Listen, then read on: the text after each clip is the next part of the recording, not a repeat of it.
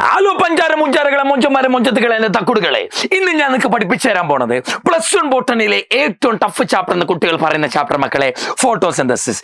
ഈ വട്ടത്തെ ക്രിസ്മസ് എക്സാമിന് ഞാൻ ഏറ്റവും കൂടുതൽ പ്രതീക്ഷിക്കുന്നതും ഈ ചാപ്റ്ററിൽ നിന്നുള്ള ക്വസ്റ്റ്യൻസ് ആയിരിക്കും മക്കളെ. വേഗം ശ്രദ്ധിച്ചോ. ഫോട്ടോസിന്തസിസ് വളരെ കുറഞ്ഞ സമയം കൊണ്ട് സകല ക്വസ്റ്റ്യൻസ് ഞാൻ പഠിപ്പിച്ചുതരാം. വളരെ കുറഞ്ഞ സമയം കൊണ്ട് സകല ക്വസ്റ്റ്യൻ ഞാൻ പഠിപ്പിച്ചുതരാം മക്കളെ, ശ്രദ്ധിച്ചോടാ. ഫോട്ടോസിന്തസിസ് ആദ്യം തന്നെ എന്താ സാറേ ഫോട്ടോസിന്തസിസിന്റെ ഇക്വേഷൻ? 6 കാർബൺ ഡൈ ഓക്സൈഡ് 6 വാട്ടറുമായി ചേർന്ന് C6H12O6. എന്താ C6H12O6 എന്ന് പറഞ്ഞാൽ? ഗ്ലൂക്കോസ് ഉണ്ടാകുന്നു, കൂടെ 6 വാട്ടർ ഉണ്ടാകുന്നു, 6 ഓക്സിജൻ ഉണ്ടാകുന്നു. 6 കാർബൺ ഡൈ ഓക്സൈഡ് 6 വാട്ടറുമായി ചേർന്നിട്ട് 1 മോളിക്യൂൾ ഗ്ലൂക്കോസും 6 മോളിക്യൂൾ ഓക്സിജനും 6 മോളിക്യൂൾ വാട്ടറും ഉണ്ടാകുന്നതാണ് മക്കളെ ഫോട്ടോസിന്തസിസ്. ഇക്വേഷൻ കാണാതെ പഠിക്കണം. Balanced equation of photosynthesis question വരും. അടുത്ത എന്തൊക്കെയാ സാറേ ഫോട്ടോസിന്തസിസിന്റെ നേട്ടങ്ങൾ, സിഗ്നിഫിക്കൻസ്? ഫോട്ടോസിന്തസിസ് നടന്നാലേ നമ്മൾ ജീവിക്കുള്ളൂ. പ്ലാന്റ്സിൽ ഫോട്ടോസിന്തസിസ് നടന്നാലേ നമ്മൾ ജീവിക്കുള്ളൂ. കാരണം എന്താ? ഫോട്ടോസിന്തസിസിന്റെ സിഗ്നിഫിക്കൻസ് എന്താ? Provide oxygen for breathing. Photosynthesis നടക്കുമ്പോഴാ പ്ലാന്റിൽ നിന്ന് എന്ത് പുറത്തേക്ക് വരിക? ഓക്സിജൻ പുറത്തേക്ക് വരിക. ഈ ഓക്സിജൻ ആണ് മക്കളെ നമ്മൾ എന്ത് ചെയ്യാൻ ഉപയോഗിക്കുക? ബ്രീത്ത് ചെയ്യാൻ ഉപയോഗിക്കുക. അപ്പൊ ഫോട്ടോസിന്തസിസ് പ്ലാന്റിൽ നടന്നാലേ നമുക്ക് ശ്വസിക്കാനുള്ള ഓക്സിജൻ കിട്ടുള്ളൂ. ഫോട്ടോസിന്തസിസ് നടന്നാലേ നമുക്ക് ശ്വസിക്കാനുള്ള ഓക്സിജൻ കിട്ടുള്ളൂ മക്കളെ. അടുത്തെന്താ? Provide food for living organism. ഈ പ്ലാന്റ് ഫോട്ടോസിന്തസിസ് നടത്തിയിട്ട് എന്തുണ്ടാക്കും? ഗ്ലൂക്കോസ് ഉണ്ടാക്കും മക്കളെ. എന്താ ഉണ്ടാക്കുക? ഗ്ലൂക്കോസ്. ഈ ഗ്ലൂക്കോസ് ഒക്കെ വെച്ചായിരിക്കും പ്ലാന്റ് എന്തുണ്ടാക്കുക? ഫ്രൂട്ട് ഉണ്ടാക്കുക. ഈ ഫ്രൂട്ടൊക്കെ അല്ലേ നമുക്ക് ഫുഡായിട്ട് ലഭിക്കുന്നത്? ആണ് സാറേ. അപ്പൊ പ്ലാന്റിൽ ഫോട്ടോസിന്തസിസ് നടന്നാലേ ശ്വസിക്കാൻ ഓക്സിജൻ കിട്ടൂ, കഴിക്കാൻ ഫുഡും കിട്ടൂ. പ്ലാന്റിൽ ഫോട്ടോസിന്തസിസ് നടന്നാലേ ശ്വസിക്കാൻ ഓക്സിജൻ കിട്ടൂ, കഴിക്കാൻ ഫുഡും കിട്ടുള്ളൂ. മനസ്സിലായോ? ഫോട്ടോസിന്തസിസ് മുഖ്യം, നടന്നേ പറ്റുള്ളൂ മക്കളെ. ഇനി കുറെ എക്സ്പെരിമെന്റ്സിന്റെ പേര് പറയുന്നുണ്ട്. ഏതൊക്കെയാ? കോർണീലിയസ് വാൻ നീൽ എക്സ്പെരിമെന്റ് ഉണ്ട്, ഏഞ്ചൽമാന്റെ എക്സ്പെരിമെന്റ് ഉണ്ട്, ജൂലിയസ് വോൺ സാക്ഷിന്റെ എക്സ്പെരിമെന്റ് ഉണ്ട്, ഇഞ്ചൻ ഹൗസ് ഉണ്ട്, ജോസഫ് പ്രീസ്ലി. ഈ എക്സ്പെരിമെന്റ് ഒക്കെ പഠിച്ചു വെച്ചേക്കണം മക്കളെ. കോർണീലിയസ് വാൻ നീൽ എന്താ പറഞ്ഞത്? വാട്ടർ ബ്രേക്ക് ചെയ്തിട്ടാണ് ഫോട്ടോസിന്തസിസിന്റെ സമയത്ത് എന്ത് പുറത്തു വരിക? ഓക്സിജൻ പുറത്തേക്ക് വരിക. ഈ പുറത്തേക്ക് പോകുന്ന ഓക്സിജൻ ഇല്ലേ, ഇത് ആരുടെ ഉള്ളിലെ ഓക്സിജനാ? വാട്ടറിന്റെ ഉള്ളിലെ ഓക്സിജനാ. വാട്ടറിന്റെ ഉള്ളിലെ ഓക്സിജനാണ് ഫോട്ടോസിന്തസിസ് സമയത്ത് പുറത്തേക്ക് വരുന്നത്. അതിനെ നമ്മൾ ശ്വസിക്കുന്നത്. ഫോട്ടോസിന്തസിസ് സമയത്ത് ഗ്ലൂക്കോസ് ഉണ്ടാകും. ഈ ഗ്ലൂക്കോസിനെ പ്ലാന്റ് ഫ്രൂട്ട് ആക്കി മാറ്റും. ആ ഫ്രൂട്ടാണ് നമ്മൾ കഴിക്കുന്നത്. അപ്പൊ ഫോട്ടോസിന്തസിസ് നടന്നില്ലെങ്കിൽ ഗ്ലൂക്കോസ് ഉണ്ടാകൂല, അപ്പൊ ഫ്രൂട്ട് ഉണ്ടാകില്ല, നമുക്ക് ഫുഡും കിട്ടില്ല. അതായത് രണ്ടാമത്തെ point, provide food for living organism, provide oxygen for breathing. ഇത് രണ്ടും മനസ്സിലായല്ലോ അല്ലെ? കോർണീലിയസ് വാൻ നീൽ എന്താ പറഞ്ഞേ? വാട്ടർ പൊട്ടിയിട്ടാണ് ഓക്സിജൻ പുറത്തേക്ക് വരുന്നത്. ഈ പുറത്തേക്ക് പോകുന്ന ഓക്സിജൻ വാട്ടറിൽ നിന്നുള്ളതാണ് സാറേ. ഇതാണ് ആര് പറയണത്? കോർണീലിയസ് വാൻ നീൽ പറയണത്. ഏഞ്ചൽമാനാ മക്കളെ എന്ത് കണ്ടുപിടിച്ചേ? Action spectrum. ഉറക്കെ പറ, എന്താ കണ്ടുപിടിച്ചേ? Action spectrum and absorption spectrum. Action spectrum and absorption spectrum. Action ആയിക്കോട്ടെ, അബ്സോർപ്ഷൻ ആയിക്കോട്ടെ, ഏതാ കണ്ടുപിടിച്ചത്? ആരാ കണ്ടുപിടിച്ചത്? ഏഞ്ചൽമാനാ. ജൂലിയസ് വോൺ സാക്സ് എന്താ പറഞ്ഞതെന്ന് അറിയാമോ? ജൂലിയസ് വോൺ സാക്സ് പറഞ്ഞത് മക്കളെ, ഇതിപ്പോൾ ഞാൻ പഠിപ്പിക്കുന്ന കൂട്ടത്തിൽ തന്നെ ഒരു നോട്ട്ബുക്ക് എടുത്ത് വെച്ച് എഴുതണേ. ഒന്നും അറിയാത്ത ആൾക്കാരോട് ഞാൻ പറയാം, നോട്ട്ബുക്ക് എടുത്ത് വെച്ച് എഴുതി ഇപ്പം തന്നെ പഠിച്ചാൽ ചാപ്റ്റർ എന്തെങ്കിലുമൊക്കെ ഒന്ന് കൈ കിട്ടും. ഇനി അലമ്പാൻ നിൽക്കേണ്ട, സമയം എടുത്തു. നോട്ട്ബുക്ക് എഴുതി വെച്ച് പഠിക്കുക. അപ്പം തന്നെ എൻ്റെ കൂടെ തന്നെ പഠിച്ചു പോകും, പ്രത്യേക സമയമില്ല കളയാൻ. അപ്പോൾ പറ, ഏഞ്ചൽമാൻ എന്താ കണ്ടുപിടിച്ചേ? ആക്ഷൻ ആൻഡ് അബ്സോർപ്ഷൻ സ്പെക്ട്രം കണ്ടുപിടിച്ച മക്കളെ. ജൂലിയസ് വോൺ സാക്സ്. ജൂലിയസ് വോൺ സാക്സ് എന്താ പറഞ്ഞതെന്ന് അറിയാമോ? ഫോട്ടോസിന്തസിസ് നടക്കുന്നത് പ്ലാന്റിന്റെ ഉള്ളിലെ സ്പെഷ്യൽ ബോഡിയിലാ. ഫോട്ടോസിന്തസിസ് നടക്കുന്നത് പ്ലാന്റിന്റെ ഉള്ളിലെ സ്പെഷ്യൽ ബോഡിയിലാ മക്കളെ. സ്പെഷ്യലാണ്. സ്പെഷ്യൽ സാധനത്തിന്റെ പേരാ മക്കളെ ക്ലോറോപ്ലാസ്റ്റ്. എന്താ വിളിക്കാ? പറ, ക്ലോറോപ്ലാസ്റ്റ്. അപ്പൊ മൂപ്പർ എന്താ പറഞ്ഞേ? ഫോട്ടോസിന്തസിസ് നടക്കുന്നത് പ്ലാന്റിലെ സ്പെഷ്യൽ ബോഡിയിലാണ്. ആ സ്പെഷ്യൽ ബോഡിന്റെ പേരെന്താ മക്കളെ? ക്ലോറോപ്ലാസ്റ്റ്. അണ്ടർലൈൻ. ജൂലിയസ് വോൺ സാക്സ് പറഞ്ഞ ആ സ്പെഷ്യൽ ബോഡീന്റെ പേരെന്താ? ആ സ്പെഷ്യൽ ബോഡീസിന്റെ പേരെന്താ? ആ സ്പെഷ്യൽ ബോഡീസിനെ മക്കളെ നമ്മൾ എന്ത് വിളിക്കുക? ക്ലോറോപ്ലാസ്റ്റ് എന്ന് വിളിക്കുക. എന്താ വിളിക്കുക? പറ, ക്ലോറോപ്ലാസ്റ്റ് എന്ന് വിളിക്കുക. ഈ ക്ലോറോപ്ലാസ്റ്റ് ഉള്ളിടത്തെ ഫോട്ടോസിന്തസിസ് നടക്കൂ. സ്പെഷ്യൽ ബോഡിയിലാണ് ഫോട്ടോസിന്തസിസ് നടക്കുക. മനസ്സിലായോ? അടുത്തത്, ഇഞ്ചൻ ഹൗസ് എന്താ പറഞ്ഞ അറിയാമോ? ഇഞ്ചൻ ഹൗസ് പറഞ്ഞത് ഫോട്ടോസിന്തസിസ് നടക്കാൻ ആര് വേണം? സൺലൈറ്റ് വേണം. ഫോട്ടോസിന്തസിസ് നടക്കാൻ എന്ത് വേണം? സൺലൈറ്റ് വേണം. ജോസഫ് പ്രീസ്ലി ചെയ്ത എക്സ്പെരിമെന്റ് പേരെന്താ? Bell Jar experiment. എന്താ വിളിക്കുക? Bell Jar experiment. ബെൽജാർ ഒരു ചെടി, ഒരു മെഴുകുതിരി കത്തിച്ചു വെച്ചു, ഒരു എലീനെ വെച്ച് ഒരു ജാർ വെച്ച് അടച്ചു. കുറച്ചു നേരം കഴിഞ്ഞപ്പോൾ മെഴുകുതിരിയും കെട്ടു, എലിയും ചത്തുപോയി. എന്നാൽ വേറൊരു ബെൽജാർ എടുത്തു, അതിൻ്റെ ഉള്ളിൽ മെഴുകുതിരി കത്തിച്ചു വെച്ചു, വേറൊരു എലീനെ എടുത്തു, ഒരു പച്ച ചെടി എടുത്തു. എന്നാൽ കുറച്ച് നേരം കഴിഞ്ഞപ്പോൾ അവർക്ക് ചത്തില്ല. കാരണം എന്താ? പച്ചച്ചെടി നിരന്തരം ഓക്സിജൻ ഉണ്ടാക്കിക്കൊണ്ടിരിക്കുക ബെൽജാറിന്റെ ഉള്ളിൽ. അത് ശ്വസിച്ച് എലിയും മെഴുകുതിരി ഇങ്ങനെ കത്തിപ്പൊക്കോളും. ഓക്കെ, ബെൽജാർ എക്സ്പെരിമെന്റ് ചെയ്ത ആരാ? Joseph Priestley. ആദ്യമായിട്ട് ഓക്സിജൻ കണ്ടുപിടിച്ചത് ആരാ? ജോസഫ് പ്രീസ്ലിയ. ജോസഫ് പ്രീസ്ലിയ. ഫോട്ടോസിന്തസിസിൽ 3 സ്റ്റെപ്പ് ഉണ്ടെന്ന് ഞാൻ പറഞ്ഞാൽ നിങ്ങൾ എതിർത്ത് പറയണം. 2 സ്റ്റെപ്പേ ഉള്ളൂ. Photosynthesis 2 step. ഒന്ന് light reaction, 2 dark reaction. Light റിയാക്ഷന് വേറൊരു പേരുണ്ട്, ഫോട്ടോ കെമിക്കൽ ഫേസ് എന്നാ വിളിക്കാം. ഡാർക്ക് റിയാക്ഷന് വേറൊരു പേരെന്താ? ബയോസിന്തറ്റിക് ഫേസ് എന്നാ മക്കളെ വിളിക്കാം. ലൈറ്റ് റിയാക്ഷൻ എന്ന് പറഞ്ഞാൽ എന്താണെന്നറിയാമോ? ലൈറ്റിനെ വലിച്ചെടുത്ത് ATPയും NADPH ആക്കി മാറ്റാം. ലൈറ്റ് അയ്യോ നാവ് കുടുങ്ങിയടാ. ലൈറ്റിനെ വലിച്ചെടുത്തിട്ട് ATP NADPH ആക്കി മാറ്റാം. ATP NADPH ആക്കി മാറ്റുന്ന നമുക്ക് ലൈറ്റ് റിയാക്ഷൻ. ഇത് ചെയ്യുന്ന ആൾക്കാരുടെ പേരാണ് ഫോട്ടോസിസ്റ്റങ്ങൾ. ഫോട്ടോസിസ്റ്റമാണ് ലൈറ്റ് റിയാക്ഷന്റെ സമയത്ത് ലൈറ്റിനെ ATP NADPH ആക്കി മാറ്റാം. ലൈറ്റിനെ വലിച്ചെടുത്ത് ATP NADPH ആക്കി മാറ്റുന്നത് ആരാ? ലൈറ്റ് റിയാക്ഷൻ സമയത്ത് ഫോട്ടോസിസ്റ്റങ്ങളാ. ഫോട്ടോസിസ്റ്റങ്ങൾ 2 ടൈപ്പ് ഉണ്ട്. ഏതൊക്കെയാ? ഫോട്ടോസിസ്റ്റം 1 ആദ്യമായി കണ്ടുപിടിച്ചവൻ ഫോട്ടോസിസ്റ്റം 1. പിന്നീട് കണ്ടുപിടിച്ചവൻ ആരാ? ഫോട്ടോസിസ്റ്റം 2. ഒരു ഫോട്ടോസിസ്റ്റം എടുത്താൽ 3 ആൾക്കാരെയാ കാണുക. ഒന്നെന്താ? Electron acceptor. ഒരാളുടെ പേരെന്താ? ഇലക്ട്രോൺ അക്സെപ്റ്റർ എന്നാ വിളിക്കുക. പിന്നെ നടുക്കൊരാളുണ്ട്. നടുക്കുള്ള ആളുടെ പേരാണ് മക്കളെ റിയാക്ഷൻ സെന്റർ. നടുക്കുള്ള ആളുടെ പേരെന്താ? റിയാക്ഷൻ സെന്റർ എന്നാ വിളിക്കുക. റിയാക്ഷൻ സെന്റർ ആരാന്നറിയാമോ? Chlorophyll A. ക്ലോറോഫിൽ A ആണ് റിയാക്ഷൻ സെന്റർ ആയിട്ട് ആക്ട് ചെയ്യുക. ഇനി ഈ റിയാക്ഷൻ സെന്ററിന്റെ സൈഡിൽ കുറെ പിഗ്മെന്റ് ഇരിപ്പുണ്ട്. ഈ സൈഡിൽ ഇരിക്കുന്ന പച്ച കളർ കണ്ടോ ഞാൻ വരച്ചേക്കണത്? ഈ റിയാക്ഷൻ സെന്ററിന്റെ സൈഡിൽ ഇരിക്കുന്ന പിഗ്മെന്റിന്റെ പേരാണ് ആക്സസറി പിഗ്മെന്റ്സ്. എന്താ വിളിക്കുക മക്കൾ? ഉറക്കെ പറ. ആക്സസറി പിഗ്മെന്റ്സ് എന്നാ വിളിക്കുക. അതാരൊക്കെയാണെന്നറിയാമോ? ക്ലോറോഫിൽ B, സാന്തോഫിൽ, അതേപോലെ കരോട്ടീന്.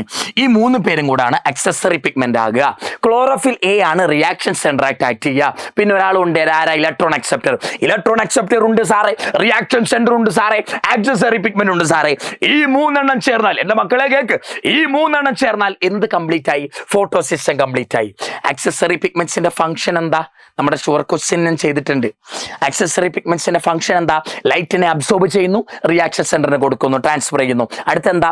റിയാക്ഷൻ സെന്റർ അല്ലെങ്കിൽ ക്ലോറോഫിൽ എനെ ഫോട്ടോ ഓക്സിഡേഷനിൽ നിന്ന് പ്രൊട്ടക്ട് ചെയ്യുന്നു. ഏതാ? ഫോട്ടോ ഓക്സിഡേഷനിൽ നിന്ന് പ്രൊട്ടക്ട് ചെയ്യുന്നു. അപ്പൊ ലൈറ്റ് റിയാക്ഷൻ എന്താ സാറേ? ലൈറ്റിനെ ഫോട്ടോസിസ്റ്റങ്ങൾ ATPയും NADPH ആക്കി മാറ്റാറുണ്ട്. ഇതാ ലൈറ്റ് റിയാക്ഷനിൽ നടക്കുക. ഇത് എവിടെ വെച്ചാൽ നടക്കുക? ഗ്രാനയിൽ വെച്ചാൽ നടക്കുക. ഗ്രാന അല്ലെങ്കിൽ തൈലക്കോട് എന്ന് എഴുതാം കേട്ടോ. അടുത്തെന്താ? ലൈറ്റ് റിയാക്ഷൻ നടന്ന ശേഷം നടക്കുന്ന 2ാമത്തെ സ്റ്റെപ്പാണ് ഡാർക്ക് റിയാക്ഷൻ. ഡാർക്ക് റിയാക്ഷനിൽ എന്താ പറ്റുമെന്ന് അറിയാമോ? കാർബൺ ഡൈ ഓക്സൈഡ് ഗ്ലൂക്കോസ് ആകും. Correct carbon dioxide glucose ആകുന്നത് എവിടെ വെച്ചാ? ഡാർക്ക് റിയാക്ഷനിൽ വെച്ചാ. ഈ കാർബൺ ഡൈ ഓക്സൈഡ് ഗ്ലൂക്കോസ് ആകണമെങ്കിൽ എനർജി വേണം. ആ എനർജി എവിടുന്ന കിട്ടുക? ലൈറ്റ് റിയാക്ഷനിൽ ഉപയോഗിച്ച് ഉണ്ടാക്കി വെച്ച ATP ഉണ്ടല്ലോ, ആ ATPയും NADPH ഒക്കെ ഡാർക്ക് റിയാക്ഷനിൽ വരും. ആ ATP NADPH ഒക്കെ വെച്ചിട്ടാ ഡാർക്ക് റിയാക്ഷനിൽ കാർബൺ ഡൈ ഓക്സൈഡിനെ എന്താക്കുക മക്കളെ? ഗ്ലൂക്കോസ് ആക്കി മാറ്റുക. ഈ ഡാർക്ക് റിയാക്ഷൻ എവിടെ വെച്ചാൽ നടക്കുക? സ്ട്രോമയിൽ വെച്ചാൽ നടക്കുന്നത്. കേട്ടോ. ലൈറ്റ് ആൻഡ് ഡാർക്ക് നമ്മൾ വ്യത്യാസങ്ങൾ ചോദിക്കും. ലൈറ്റ് റിയാക്ഷൻ സമയത്ത് ലൈറ്റ് ATPയും NADPH മാറും. ഇത് ഗ്രാനിൽ വെച്ചാൽ നടക്കുക. ഡാർക്ക് റിയാക്ഷന്റെ സമയത്തോ കാർബൺ ഡൈ ഓക്സൈഡിനെ ഗ്ലൂക്കോസ് ആക്കും. അതിന് എനർജി വേണം. എവിടെ നിന്നാ? ATP NADPH already light reaction ഉണ്ടാക്കി വെച്ചിട്ടുണ്ടല്ലോ. ആ എനർജി എടുത്ത് വെച്ചാൽ കാർബൺ ഡൈ ഓക്സൈഡ് ഗ്ലൂക്കോസ് ആകുക. സ്ട്രോമയിൽ വെച്ചാണ് സാറേ ഡാർക്ക് റിയാക്ഷൻ നടക്കുക. ഇത്ര ഓക്കെയാണോ മക്കളെ? ഇത്ര ഓക്കെയാണോ? വേഗം പറഞ്ഞു പോട്ടെ, കുറെ നേരം ഇല്ല കളയാൻ. ഈ ലൈറ്റ് റിയാക്ഷൻ നമുക്ക് 2ആയി തിരിക്കാം. ലൈറ്റ് റിയാക്ഷൻ എത്രയായി തിരിക്കാം? 3 ആണോ? അല്ല, 2. സൈക്കിളിക്ക് അയ്യോ വേണ്ട. സൈക്ലിക് ഫോട്ടോഫോസ്ഫോറൈലേഷൻ എന്താ വിളിക്കുക? Cyclic photophosphorylation, non cyclic photophosphorylation. Cyclic, non cyclic photophosphorylation. ഇത് രണ്ടും എന്തിന്റെ ടൈപ്പാ? ലൈറ്റ് റിയാക്ഷന്റെ ടൈപ്പാ. Cyclic photophosphorylation, non cyclic photophosphorylation. ഇത് നമ്മളെ വ്യത്യാസങ്ങൾ വെരി കിങ്ങണി. ഈ ക്വസ്റ്റ്യൻ പരീക്ഷയ്ക്ക് വരും. സൈക്ലിക് നോൺ സൈക്ലിക് നമ്മളെ വ്യത്യാസങ്ങൾ പരീക്ഷയ്ക്ക് വരുവേ. സൈക്ലിക് നോൺ സൈക്ലിക് നമ്മളെ വ്യത്യാസം എന്തൊക്കെയാണെന്ന് എന്താണെന്നറിയാമോ? സൈക്കിളിക്ക് നടക്കാൻ ഫോട്ടോസിസ്റ്റം 1ന്റെ മാത്രം ആവശ്യമുള്ളൂ. എന്നാൽ നോൺ സൈക്കിളിക്ക് നടക്കാനോ PS1ഉം PS2ഉം വേണം സാറേ. സൈക്കിളിക്ക് നടക്കുമ്പം ATP മാത്രമേ ഉണ്ടാകുള്ളൂ. നോൺ സൈക്കിളിക്കിലോ ATPയും NADPHും ഉണ്ടാകും സാറേ. സൈക്കിളിക്ക് സ്ട്രോമ ലാമെല്ലയിൽ വെച്ചാൽ സാറേ നടക്കാം. എന്നാൽ നോൺ സൈക്കിളിക്കോ തൈലക്കോണിന്റെ മെമ്മറൈനിൽ വെച്ചാണ് നടക്കുക. സൈക്കിളിക്കില് വാട്ടർ സ്പ്ലിറ്റ് ആകാറില്ല. എന്നാൽ നോൺ സൈക്കിളിക്കിലോ വാട്ടർ സ്പ്ലിറ്റ് ആകാറുണ്ട്. കമ്പയർ ചെയ്ത് പഠിക്കണം. PS1 മതി, PS1ഉം PS2ഉം വേണം. ATP മാത്രമേ ഉണ്ടാകൂ, ATP NADPH ഉണ്ടാകും. ഇവിടെ സ്ട്രോമ ലാമെല്ലയിൽ നടക്കുക, ഇത് തൈലക്കോഡ് മെമ്മറൈനിൽ നടക്കുക. ഇവിടെ വാട്ടർ സ്പ്ലിറ്റ് ആകാറില്ല, ഇവിടെ വാട്ടർ സ്പ്ലിറ്റ് ആകാറുണ്ട്. അപ്പൊ രണ്ടിടത്തും കോമൺ ആയിട്ട് ഉണ്ടാകുന്ന എനർജി ആരാ? ATP ആ. സൈക്കിളിക്ക് ആയിക്കോട്ടെ നോൺ സൈക്കിളിക്ക് ആയിക്കോട്ടെ ആരുണ്ടാകുന്നുണ്ട്? ATP ഉണ്ടാകുന്നുണ്ട്. നോൺ സൈക്കിളിക്ക് ആകുമ്പോൾ ATPന്റെ ഒപ്പം NADPH കൂടെ അഡീഷണൽ ആയിട്ട് ഉണ്ടാകും. അത്രേ ഉള്ളൂ എന്റെ പൊന്നു മക്കളെ. സൈക്കിളിക്ക് ആയിക്കോട്ടെ നോൺ സൈക്കിളിക്ക് ആയിക്കോട്ടെ കോമൺ ആയി ഉണ്ടാകുന്ന എനർജി ഏതാ? ATP ആ. സൈക്കിളിക്ക് നടക്കുമ്പോഴും നോൺ സൈക്കിളിക്ക് നടക്കുമ്പോഴും ഉണ്ടാകുന്നത് ഏതാ? ATP ആ സാറേ. എങ്ങനെയാ സാറേ സൈക്കിളിക്ക് നോൺ സൈക്കിളിക്ക് നടക്കുമ്പോൾ ATP ഉണ്ടാകുന്നത്? അതിനെക്കുറിച്ച് എക്സ്പ്ലെയിൻ ചെയ്യുന്ന തിയറി, അതെങ്ങനെ ഉണ്ടാകുന്ന അതിന്റെ പിന്നിലെ മെക്കാനിസം ഉണ്ടല്ലോ, അത് എക്സ്പ്ലെയിൻ ചെയ്യുന്ന തിയറിയാണ് ഏത്? കെമി ഓസ്മോട്ടിക് ഹൈപ്പോത്തസിസ്. എന്താ വിളിക്കുക? കെമി ഓസ്മോട്ടിക് ഹൈപ്പോത്തസിസ്. എന്താ സാറേ കെമി ഓസ്മോട്ടിക് ഹൈപ്പോത്തസിസ് പറയണത്? സൈക്കിളിക്ക് നടക്കുമ്പോഴും നോൺ സൈക്കിളിക്ക് നടക്കുമ്പോഴും ഹൗ ATP പ്രൊഡ്യൂസ്ഡ്. സൈക്കിളിക്ക് നോൺ സൈക്കിളിക്ക് ആയിക്കോട്ടെ എങ്ങനെ ATP പ്രൊഡ്യൂസ് ചെയ്യുന്നത് അതിനെക്കുറിച്ച് അതിന്റെ മെക്കാനിക്സ് എക്സ്പ്ലെയിൻ ചെയ്യുന്നതാണ് മക്കളെ ഏത്? കെമി ഓസ്മോട്ടിക് ഹൈപ്പോത്തസിസ്. ഓക്കെ മക്കളെ, ഇത് പ്രകാരം എന്താ അറിയാമോ? ഇതാണ് തൈലക്കോയിഡ്. തൈലക്കോയിഡ് ഉൾഭാഗത്തെ വിളിക്കുന്ന പേരാ ലൂമൻ എന്നാ വിളിക്കുക. ഈ ലൂമനിൽ കുറെ H+ അടിഞ്ഞുകൂടും. ഈ H+ ഉണ്ടല്ലോ, ഈ അടിഞ്ഞുകൂടിയ H+ ഉണ്ടല്ലോ, ഈ തൈലക്കോണിന്റെ മെമ്മറയിൽ ഒരു എൻസൈം ഇരിപ്പുണ്ട്. ആ എൻസൈമിന്റെ പേരാ ATP സിന്തേസ്. ആ എൻസൈമിന്റെ പേരെന്താ? ATP സിന്തേസ് എന്നാ വിളിക്കുക. ഈ ലൂമന്റെ ഉള്ളിൽ അടിഞ്ഞുകൂടിയ H+കളെല്ലാം ഈ ATP സിന്തേസിലൂടെ പുറത്തേക്ക് പോകും. ഇവിടെ അടിഞ്ഞുകൂടിയ H+കളെല്ലാം ATP സിന്തേസ് വഴി നേരെ വെളിയിലേക്ക് പോകും. ATP സിന്തേസ് എവിടെ ഇരിക്കണേ? തൈലക്കോണിന്റെ മെമ്മറയിൽ ഇരിപ്പുണ്ട്. ഈ H+ എല്ലാം കൂടെ ATP സിന്തേസിനുള്ളിൽ കൂടെ പുറത്തേക്ക് പോകും. പുറത്തേക്ക് എന്ന് പറഞ്ഞാൽ എന്താ? പുറം ഭാഗത്ത് എന്താ വിളിക്കുക? തൈലക്കോണിന്റെ ഉൾഭാഗം ലൂമൻ, പുറം ഭാഗം സ്ട്രോമയാ. ലൂമനിൽ നിന്ന് H+ സ്ട്രോമയിലേക്ക് പോകും ATP സിന്തേസിലൂടെ. എപ്പോഴാണോ H+ ATP സിന്തേസിന് ഉള്ളിൽ കൂടെ പോവാ, അപ്പൊ ATP സിന്തേസ് എന്തുണ്ടാക്കും? ATP ഉണ്ടാക്കും. ഇതാണ് മെക്കാനിസം. ഇതാണ് കെമി ഓസ്മോട്ടിക് ഹൈപ്പോത്തസിസ് പറയണത്. എങ്ങനെയാ സാറേ സൈക്കിളിക്ക് നോൺ സൈക്കിളിക്ക് നടക്കുമ്പോൾ ATP ഉണ്ടാക്കാം? സിമ്പിളാ സാറേ. തൈലക്കോണിന്റെ ഉൾഭാഗം ലൂമന, പുറം ഭാഗം സ്ട്രോമയല്ലേ. ഉൾഭാഗത്തെ H+കൾ നല്ലപോലെ അടിഞ്ഞുകൂടും. ഈ അടിഞ്ഞുകൂടി കിടക്കുന്ന അടിഞ്ഞുകൂടിയിരിക്കുന്ന H+ന് സ്വന്തമായിട്ട് അവിടെ ഇരിക്കാൻ പറ്റില്ല മക്കളെ. അപ്പൊ അവരെന്താ ചെയ്യാന്നറിയാമോ? അവർ അടിഞ്ഞുകൂടിയിരിക്കുന്ന ആ ഉൾഭാഗത്ത് നിന്ന് അവർ ATP സിന്തേസ് വഴി പുറത്തെ സ്ട്രോമയിലേക്ക് ഒഴുകാൻ തുടങ്ങും. പോകുമ്പോഴാണ് ആ ATP സിന്തേസിന് ഉള്ളിൽ കൂടെ പോകുമ്പം H+ കടന്നു പോകുമ്പോൾ ATP സിന്തേസ് എന്തുണ്ടാക്കും? ATPനെ ഉണ്ടാക്കിക്കോളും. ഓക്കെ അല്ലേ? അപ്പൊ അടുത്ത ചോദ്യം വരും, സാർ ഇതിന്റെ ഉള്ളിൽ എങ്ങനെയാണ് H+ അക്യുമുലേറ്റ് ചെയ്യുക? ഹൗ തൈലക്കോഡിന്റെ ഉൾഭാഗത്ത് H+ കാണുന്നത്? ഒന്ന്, നോൺ സൈക്കിളിക്ക് നടക്കുമ്പോൾ വാട്ടർ സ്പ്ലിറ്റ് ആവുമല്ലോ. ഈ വാട്ടർ സ്പ്ലിറ്റ് ആകുന്ന പരമായിട്ട് എന്തുണ്ടാകും? H+ ഉണ്ടാകും. നോൺ സൈക്കിളിക്ക് നടക്കുമ്പം വാട്ടർ സ്പ്ലിറ്റ് ആകുന്നുണ്ട്. ആ വാട്ടർ സ്പ്ലിറ്റ് ആകുന്ന കാരണമാണ് ഇതിന്റെ ഉള്ളിൽ H+ അടിഞ്ഞുകൂടുന്നത്. അപ്പൊ ഒന്നാമത്തെ കാരണം എന്താ മക്കളെ? Water splitting. തൈലക്കോഡിന്റെ ഉൾഭാഗം ലൂമനിൽ H+ കൂടാനുള്ള ഒന്നാമത്തെ കാരണം എന്താ? വാട്ടർ സ്പ്ലിറ്റ് ആകുന്നതാ കാരണം. രണ്ടാമത്തെ എന്താണെന്നറിയാമോ?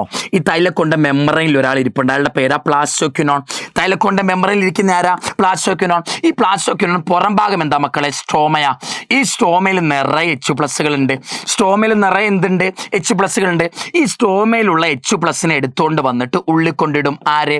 പ്ലാസ്റ്റോക്വിനോൺ അവിടെ ഇരിക്കുക തൈലക്കോണിന്റെ മെമ്മറൈനില്ല. ഈ മെമ്മറൈനിൽ ഇരിക്കുന്ന പ്ലാസ്റ്റോക്വിനോൺ പുറത്ത് നിറയെ സ്ട്രോമയിൽ H+ ഉണ്ടല്ലോ, ഈ പുറത്ത് നിന്ന് H+നെ എടുത്തുകൊണ്ട് തൈലക്കോണിന്റെ ഉള്ളിൽ കൊണ്ടുവന്നിടും. അപ്പൊ അടുത്ത പോയിന്റ് എന്താ? വാട്ടർ സ്പ്ലിറ്റിംഗ് ഒന്ന്. രണ്ടാമത്തെ എന്താ? Plastoquinone transport H+ from stroma to lumen. Plastoquinone H+നെ ട്രാൻസ്പോർട്ട് ചെയ്യും. എവിടെ നിന്ന്? സ്ട്രോമയിൽ നിന്ന് ലൂമനിലേക്ക് ട്രാൻസ്പോർട്ട് ചെയ്യും. അത് കാരണവും H+ന്റെ കോൺസെൻട്രേഷൻ കൂടാറുണ്ട്. അപ്പൊ H+ന്റെ കോൺസെൻട്രേഷൻ കൂടാനുള്ള കാരണങ്ങൾ എന്തൊക്കെ? ഒന്ന്, water split ആകുന്നതാ.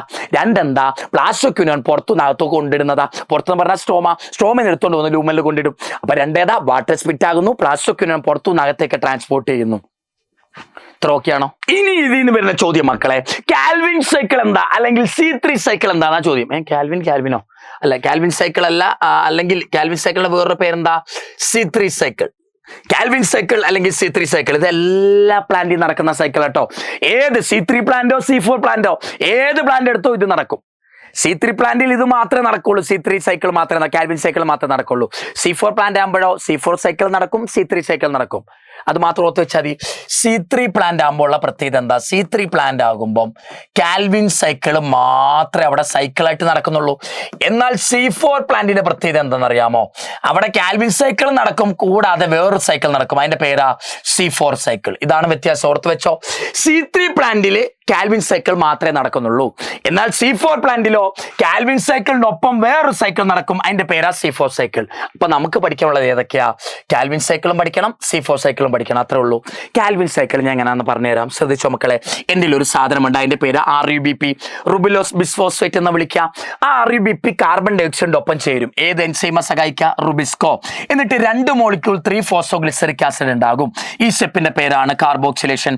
RUBP carbon dye ഓക്സൈഡുമായി ചേർന്ന് 2 മോളിക്യൂൾ 3-ഫോസ്ഫോഗ്ലിസറിക് ആസിഡ് ആയി. ഇതിന്റെ പേര് കാർബോക്സിലേഷൻ. സഹായിക്കുന്ന എൻസൈമിന്റെ പേര് റുബിസ്കോ. വേഗം പറഞ്ഞു ഓട്ടോ, സമയമില്ലാത്തതുകൊണ്ടല്ല ഞാൻ പതുക്കെ പറഞ്ഞു തരായിരുന്നു. കാർബോക്സിലേഷൻ. രണ്ടാമത്തെ സ്റ്റെപ്പിന്റെ പേര് റിഡക്ഷൻ. റിഡക്ഷനിൽ എന്താ സംഭവിക്കാന്ന് അറിയാമോ? ഇപ്പം ഉണ്ടായ 2 മോളിക്യൂൾ 3-ഫോസ്ഫോഗ്ലിസറിക് ആസിഡ് ഇല്ലേ, 3PGA, 3-ഫോസ്ഫോഗ്ലിസറിക് ആസിഡ്, ഇവരെ വിളിക്കുന്ന പേരാണ് C3 ആസിഡ്. 3-ഫോസ്ഫോഗ്ലിസറിക് ആസിഡിനെ വിളിക്കുന്ന വേറൊരു പേര് C3 ആസിഡ്, 3 കാർബണുള്ള ആസിഡ്. ഈ 2 മോളിക്യൂൾ 3-ഫോസ്ഫോഗ്ലിസറിക് ആസിഡ് നേരെ 2 മോളിക്യൂൾ ട്രയോസ്ഫോസ്ഫേറ്റ് ആയി. എന്തായി മാറി? 2 മോളിക്യൂൾ ട്രയോസ്ഫോസ്ഫേറ്റ് ആയി. ഈ സ്റ്റെപ്പിന്റെ പേരാണ് റിഡക്ഷൻ. ഈ സ്റ്റെപ്പ് നടക്കാൻ 2 മോളിക്യൂൾ ATP ഉപയോഗിക്കും നമ്മൾ, 2 മോളിക്യൂൾ NADPH നമ്മൾ ഉപയോഗിക്കുന്നുണ്ട്. ഈ 2 മോളിക്യൂൾ ട്രയോസ്ഫോസ്ഫേറ്റ് ഉണ്ടല്ലോ, ഈ 2 മോളിക്യൂൾ ട്രയോസ്ഫോസ്ഫേറ്റിൽ നിന്ന് ഒരു കാർബൺ ഡൈ ഓക്സൈഡ് ആയിട്ട് വെളിയിൽ പോകും. ആ കാർബൺ ഡൈ ഓക്സൈഡിനെ എടുത്തിട്ടാണ് നമ്മൾ എന്തുണ്ടാക്കുക? ഗ്ലൂക്കോസ് ഉണ്ടാക്കുക. 2 മോളിക്യൂൾ ട്രയോസ്ഫോസ്ഫേറ്റ് ഉണ്ട്, അതിന് ഒരു കാർബൺ ഡൈ ഓക്സൈഡ് വെളിയിൽ പോകും. ആ കാർബൺ ഡൈ ഓക്സൈഡ് വെച്ച് നമ്മൾ എന്തുണ്ടാക്കും? ഗ്ലൂക്കോസ് ഉണ്ടാക്കും. ബാക്കിയുള്ള കാർബൺ ഡൈ ഓക്സൈഡ്, ബാക്കി ഒരു കാർബൺ ഡൈ ഓക്സൈഡ് പോയല്ലോ, ഇനി ബാക്കി 5 കാർബണേ കാണുള്ളൂ മക്കളെ. ഒരു 3-ഫോസ്ഫോഗ്ലിസറിക് ആസിഡിൽ 3 കാർബൺ, ഒരു ട്രയോസ്ഫോസ്ഫേറ്റിൽ 3 കാർബണാ. അങ്ങനെ 2 ട്രയോസ്ഫോസ്ഫേറ്റ് ഉണ്ടല്ലോ, അപ്പൊ ടോട്ടൽ എത്ര കാർബണാ? 6 കാർബൺ. ഒരു ട്രയോസ് എന്ന് പറഞ്ഞാൽ 3 എന്ന അർത്ഥം, പെൻഡോസ് 5 എണ്ണം, 5 കാർബൺ എന്ന അർത്ഥം. കാർബണിന്റെ എണ്ണത്തെ സൂചിപ്പിക്കാൻ ഓസ് എന്ന് കൊടുക്കാം. ട്രയോസ് എന്ന് പറഞ്ഞാൽ 3 കാർബൺ ഉണ്ട്, 3 കാർബണുള്ള 2 എണ്ണം ഉണ്ട്, അപ്പൊ ടോട്ടൽ 6 കാർബൺ ഉണ്ട്. അതിൽ ഒന്നല്ലേ കാർബൺ ഡൈ ഓക്സൈഡ് വെളിയിൽ പോയത്, ബാക്കി എത്ര കാർബൺ ഉണ്ട് മക്കളെ? 5 കാർബൺ. ഈ 5 കാർബൺ ഉണ്ടല്ലോ, ബാക്കിയുള്ള 5 കാർബൺ, ആ 5 കാർബൺ നേരെ റീജനറേറ്റ് ചെയ്യും. എന്തായിട്ട്? വീണ്ടും RUBP ആയിട്ട് റീജനറേറ്റ് ചെയ്യും. അടുത്ത കാൽവിൻ സൈക്കിൾ നടക്കും. RUBP കാർബൺ ഡൈ ഓക്സൈഡുമായി ചേർന്ന് 2 മോളിക്യൂൾ 3-ഫോസ്ഫോഗ്ലിസറിക് ആസിഡ് ആയി. അത് 2 മോളിക്യൂൾ ട്രയോസ്ഫോസ്ഫേറ്റ് ആയി. അതിന് ഒരു കാർബൺ ഡൈ ഓക്സൈഡ് ആയിട്ട് പോയി. ആ കാർബൺ ഡൈ ഓക്സൈഡ് വെച്ച് നമ്മൾ ഗ്ലൂക്കോസ് ഉണ്ടാക്കും. മിച്ചമുള്ള 5 കാർബൺ ഡൈ ഓക്സൈഡ് എന്തായിട്ട് മാറും? RUBP ആയിട്ട് പുനർജനിക്കും. അതിന്റെ പേരാണ് റീജനറേഷൻ. ഈ സ്റ്റെപ്പ് നടക്കാനും നമ്മൾ ഒരു ATP ഉപയോഗിക്കണം. ഈ സ്റ്റെപ്പിൽ റിഡക്ഷന് 2 ATP ഉപയോഗിക്കണം, റീജനറേഷന് 1 ATP ഉപയോഗിക്കണം. ടോട്ടൽ 3 ATP ഉപയോഗിക്കണം. റിഡക്ഷൻ നടക്കുമ്പോൾ തന്നെ 2 NADPH ഉപയോഗിക്കണം. അപ്പം ഒരു കാൽവിൻ സൈക്കിളിൽ എത്ര എനർജി ഉപയോഗിക്കണം എന്നറിയാമോ? ഒരു കാൽവിൻ സൈക്കിളിൽ 3 ATP, ഇവിടെ 2, ഇവിടെ 1, പിന്നെന്താ 2 NADPH ഉപയോഗിക്കണം. ഇവിടെ മാത്രമല്ലേ ഉള്ളൂ. 3 ATP 2 NADPH ഉണ്ടെങ്കിലേ ഒരു കാൽവിൻ സൈക്കിൾ നടക്കുള്ളൂ. 3 ATP 2 NADPH ഉണ്ടെങ്കിൽ ഒരു കാൽവിൻ സൈക്കിൾ നടക്കും മക്കളെ. അടുത്തെന്താ? C4 cycle. C4 cycle C4 പ്ലാന്റിൽ മാത്രം നടക്കൂ. C3 പ്ലാന്റിൽ കാൽവിൻ സൈക്കിൾ അല്ലെങ്കിൽ C3 സൈക്കിൾ മാത്രമേ നടക്കൂ. കാൽവിൻ സൈക്കിളിന്റെ വേറൊരു പേരാണ് C3 സൈക്കിള്. C3 സൈക്കിളിന്റെ വേറൊരു പേരാ കാൽവിൻ സൈക്കിള്. ഈ സൈക്കിൾ മാത്രമേ C3 പ്ലാന്റിൽ നടക്കുള്ളൂ. എന്നാൽ C4 പ്ലാന്റിൽ വരുമ്പോഴോ ഈ സൈക്കിൾ നടക്കുന്നുണ്ട്, ഈ സൈക്കിൾ നടക്കുന്നുണ്ട്. 2 സൈക്കിൾ നടക്കുന്ന പ്ലാന്റാ C4 പ്ലാന്റ്. C4 പ്ലാന്റിൽ നടക്കുന്ന ഒന്നാമത്തെ സൈക്കിൾ കാൽവിൻ സൈക്കിൾ ആണെങ്കിൽ രണ്ടാമത്തെ സൈക്കിൾ ഏതാ? C4 cycle. C4 സൈക്കിളിന്റെ വേറൊരു പേരെന്താ? Hatch and Slack pathway. ഹാച്ചും സ്ലാക്കും കണ്ടുപിടിച്ചുകൊണ്ട് വിളിക്കുന്ന പേരാ ഹാച്ച് ആൻഡ് സ്ലാക്ക് പാത്വേ എന്നാണ് വിളിക്കുക. ഇവിടെ എന്താ സംഭവിക്കുക? ഈ പാത്വേയിൽ എന്താ സംഭവിക്കാൻ ശ്രദ്ധിച്ചോ? പെപ്പ് എന്ന് പറഞ്ഞ സാധനം ഉണ്ട് കേട്ടോ. ഫോസ്ഫോ ഇനോൾ പൈറുവേറ്റ് എന്നാ വിളിക്കുക. ആ സാധനത്തിന്റെ പേരെന്താ? പെപ്പ്. ഫോസ്ഫോ ഇനോൾ പൈറുവേറ്റ് എന്നാ വിളിക്കുക. ഇതിന്റെ പേരെന്താ? Ribulose bisphosphate.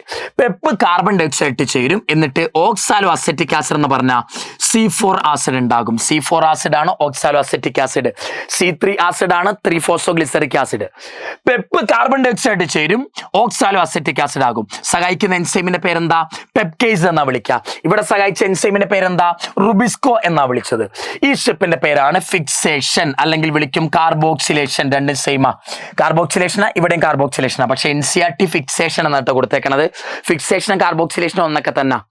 പെപ്പും carbon dye oxide ചേർന്ന് ഓക്സാലോ അസെറ്റിക് ആസിഡായി പെപ്റ്റേസ് എൻസൈം സഹായിച്ച സ്റ്റെപ്പിന്റെ പേര് കാർബോക്സിലേഷൻ. ഈ ഓക്സാലോ അസെറ്റിക് ആസിഡ് നേരെ എന്തായിട്ട് മാറും അറിയാമോ?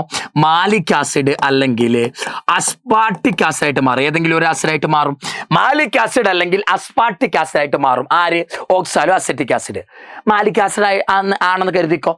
മാലിക് ആസിഡ് നേരെ ഞാൻ പറഞ്ഞ കേട്ടോ മക്കളെ, ഇത്രയും പരിപാടികൾ ഞാൻ ഇനി പറയാൻ പോകുന്ന ഇത്രയും പരിപാടികളുണ്ടല്ലോ, ഇത്രയും നടക്കുന്നത് ഒരു സെല്ലിലാണ്.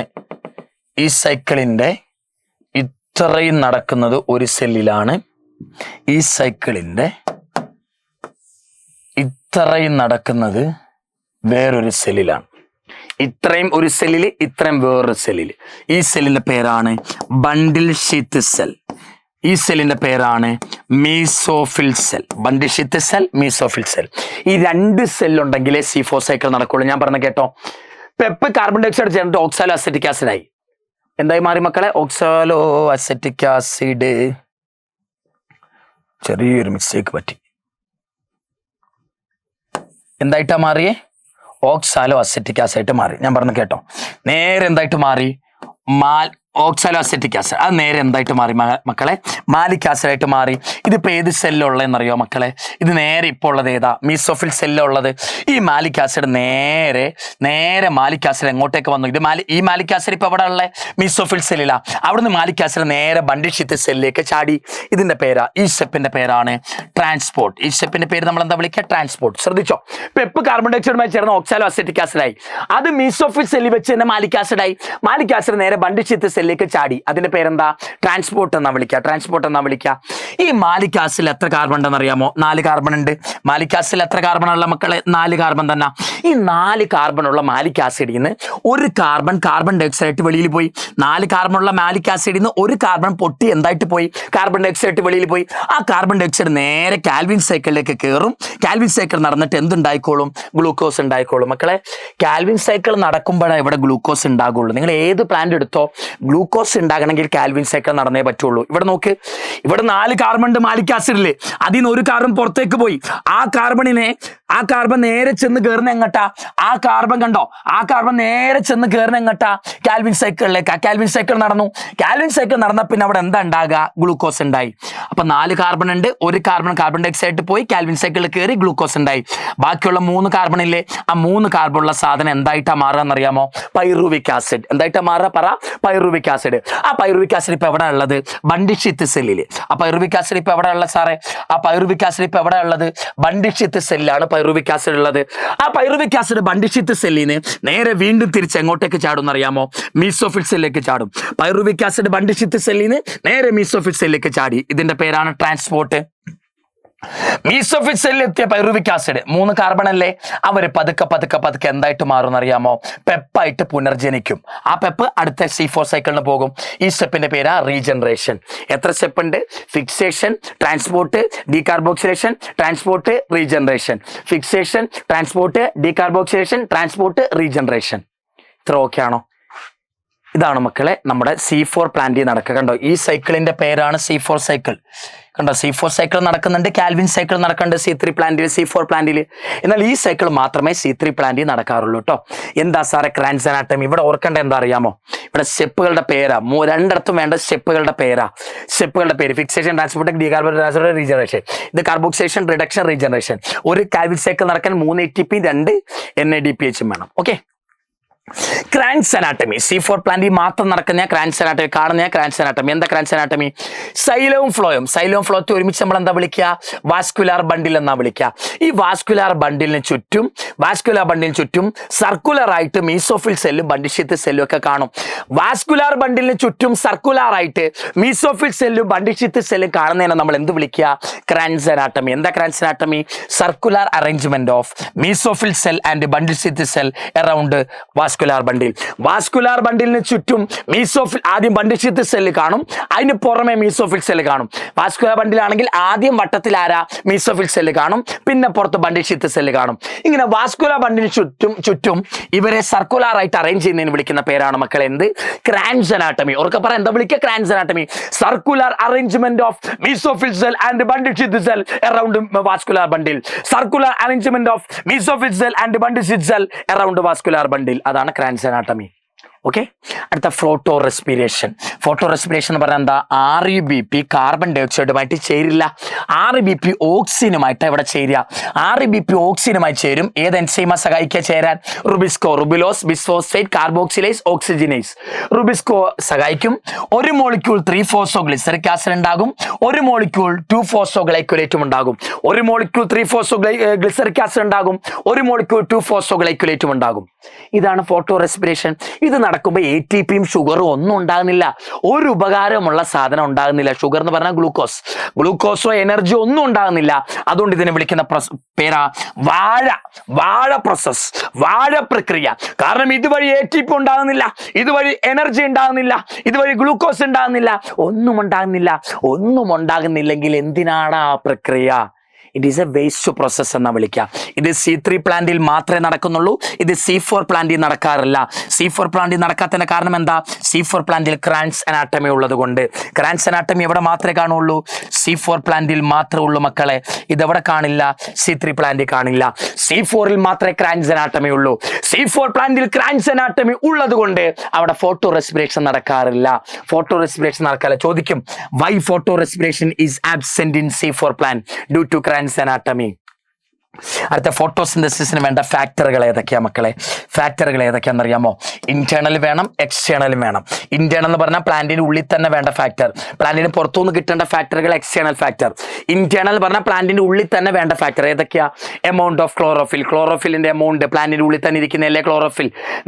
നമ്പർ ഓഫ് മീസോഫിൽ പ്ലാന്റിന്റെ ഉള്ളിൽ തന്നെ. നമ്പർ ഓഫ് സ്റ്റൊമാറ്റ, ഇതൊക്കെ പ്ലാന്റിന്റെ ഉള്ളിലുള്ള ഫാക്ടറുകളാണ്. ഇതൊക്കെ ഇന്റേണൽ ഫാക്ടർ. ഇങ്ങനെ തന്നെ ചോദിക്കോട്ടോ. എക്സ്റ്റേണൽ ഫാക്ടർ എന്താ? പ്ലാന്റിന് പുറത്തു നിന്ന് കിട്ടേണ്ട ഫാക്ടർ ഏതൊക്കെയാ മക്കളെ? ലൈറ്റ് ഉണ്ട് സാറേ, വാട്ടർ ഉണ്ട് സാറേ, കാർബൺ ഡൈ ഓക്സൈഡ് ഉണ്ട് സാറേ, ടെമ്പറേച്ചർ. ഇതൊക്കെ പ്ലാന്റിന് പുറത്തുനിന്ന് കിട്ടേണ്ടതാ. പുറത്തുനിന്ന് കിട്ടേണ്ടതൊക്കെ എന്താ? എക്സ്റ്റേണൽ ഫാക്ടറുകളാ. അടുത്ത എന്താ മക്കളെ? ബ്ലാക്ക് മാൻ്റെ, കറുമ്പന്റെ, ഞാൻ ചുമ്മാ വിളിച്ചോട്ടോ, ഓർക്കാൻ വിളിച്ചേട്ടോ, കളർ പറഞ്ഞ കളിയാക്കൊന്നുമല്ല. കറുമ്പന്റെ law of limiting factor of black മാൻ്റെ ലോ ഓഫ് ലിമിറ്റിംഗ് ഫാക്ടർ എന്താണ്? അതാണ് നമ്മുടെ ചോദ്യം. എന്താ? If a chemical reaction affected by more than one factor. ഒരു കെമിക്കൽ റിയാക്ഷൻ നടക്കുന്നുണ്ട്, ആ കെമിക്കൽ റിയാക്ഷൻ ഒന്നിൽ കൂടുതൽ ഘടകത്തിന്റെ സ്വാധീനത്താലാണ് നടക്കുന്നതെന്ന് ഇരിക്കട്ടെ എങ്കിൽ then rate of that chemical reaction, ആ കെമിക്കൽ റിയാക്ഷന്റെ റേറ്റ്, സ്പീഡ് എന്തിനെ ഡിപ്പെൻഡ് ചെയ്യാന്നറിയാമോ? ഏറ്റവും കുറവുള്ള ഫാക്ടർ, മിനിമം ഫാക്ടറിനെ ഡിപ്പെൻഡ് ചെയ്യുക. ഒരു കെമിക്കൽ റിയാക്ഷൻ നടക്കുന്നത് ഒന്നിൽ കൂടുതൽ ഫാക്ടറിന്റെ സഹായത്തിലാണെങ്കിൽ, ആ കെമിക്കൽ റിയാക്ഷന്റെ സ്പീഡ്, റേറ്റ് ആരെ ഡിപ്പെൻഡ് ചെയ്യുക? ഏറ്റവും കുറവുള്ള മിനിമം ഫാക്ടർ അല്ലെങ്കിൽ ലിമിറ്റിംഗ് ഫാക്ടർ എന്ന് വിളിക്കും. ഒരു കെമിക്കൽ റിയാക്ഷൻ ഒന്നിൽ കൂടുതൽ ഫാക്ടറിന്റെ സ്വാധീനത്തിലാണ് നടക്കുന്നതെങ്കിൽ ആ കെമിക്കൽ റിയാക്ഷന്റെ സ്പീഡ് നിയന്ത്രിക്കുന്നത് ആരാ? ഏറ്റവും കുറവുള്ള ഫാക്ടർ ആയിരിക്കും, മിനിമം ഫാക്ടർ ആയിരിക്കും കെമിക്കൽ റിയാക്ഷന്റെ സ്പീഡിനെ നിയന്ത്രിക്കുക. ഓക്കെ, ഞാൻ തരുന്നൊരു വാക്കുണ്ട് മക്കളെ, ഇത്രയും നിങ്ങൾ പഠിച്ചു വെച്ചാൽ, ഈ ചാപ്റ്റർ നിങ്ങൾ ഇത്രയും പഠിച്ചു വെച്ചാൽ ഇതിൽ നിന്ന് വരുന്ന ഏത് ക്വസ്റ്റ്യൻ എൻ്റെ മക്കൾക്ക് എഴുതാൻ പറ്റും. ഇത്രയുമെങ്കിലും എൻ്റെ മക്കൾ ഇതിൽ നിന്ന് പഠിച്ചു വെക്കണം.